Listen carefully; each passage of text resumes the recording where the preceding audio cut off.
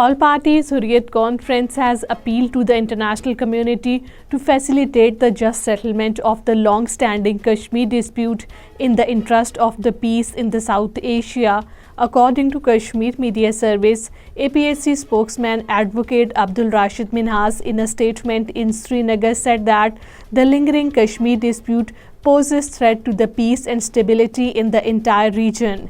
APHC AJK leader Altaf Hussain Wani strongly condemning the Indian authorities' act to declare Jammu Kashmir National Front as unlawful association said that the banning legitimate political voices in the occupied Kashmir is reflection of the rising fascism.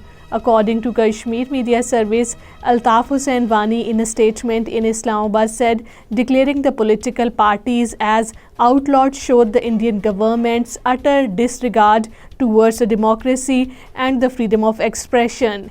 Mehbooba Mufti, president of the People's Democratic Party, urged the people of the occupied Kashmir to exercise their voting right in response to what she called as contentious laws like the Citizenship Amendment Act. According to Kashmir Media Service, Mehbooba Mufti was addressing a press conference at the party headquarters in Srinagar. Congress chapter in the occupied Kashmir said that the people of the territory are feeling suffocated under the current Indian dispensation led by Narendra Modi and yearning for change. According to Kashmir Media Service, Congress leader Raman Bhalla, talking to the party workers in Jammu, lashed out at both the Modi government and the occupied Kashmir administration. Occupied Kashmir High Court has quashed detention under the Black Law, the Public Safety Act of a person from Srinagar, ruling that the grounds of detention were based on suspicion. According to Kashmir Media Service, the court's ruling came in response to the petition filed by Jahangir Ahmed Mir challenging the detention orders.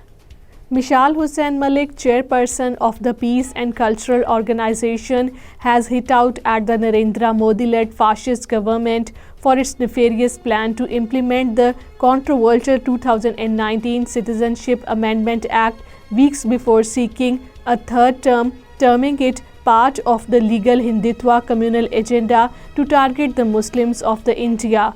According to Kashmir Media Service, Mishal said this in a statement in Islamabad.